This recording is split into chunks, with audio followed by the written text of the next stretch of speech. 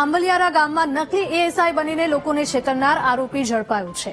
ગાંધીનગરમાં એડમિશન આપીને પોલીસમાં નોકરી આપવાની લાલચ આપતો હતો. નિમેશ ચૌહાણ નામના નકલી એએસઆઈની બાયડ પોલીસે ધરપકડ કરી છે. અલગ અલગ યુવકો પાસેથી 13,50,000 રૂપિયા પડાવ્યા હતા.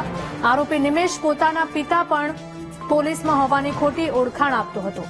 આરોપી તેના પિતા સાથે યુવકોની વાત કરાવીને રોફ જમાવતો હતો. બાયડ પોલીસે નિમેશ અને તેના પિતા સામે વધુ તપાસ શરૂ કરી. સંવાદદાતા તસ્લીમ જોડાયા છે ફોન લાઈન પર. તસ્લીમ, અરવલ્લીના આંબલિયારા ગામની આ ઘટના છે કે જ્યાં નકલી એએસઆઈ બનીને લોકોને છેતરતો હતો અને રૂપિયા પણ પડાવતો હતો. ચોક્કસપણે ખૂબ ગંભીર ઘટના પ્રકાશમાં આવી છે. બાયડના અલગ અલગ 6 જેટલા ઈસમો હતા.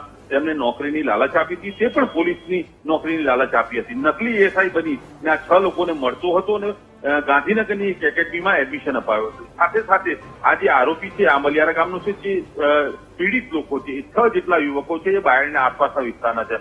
આ લોકો પાસેથી નકલી એએસઆઈ બની અને 13.5 લાખ રૂપિયા જેટલી રકમ લેવામાં આવી છે અને તમામ લોકો 6 લોકો છે એમને પોલીસમાં નોકરી આપવાની લાલચ આપવામાં આવી છે.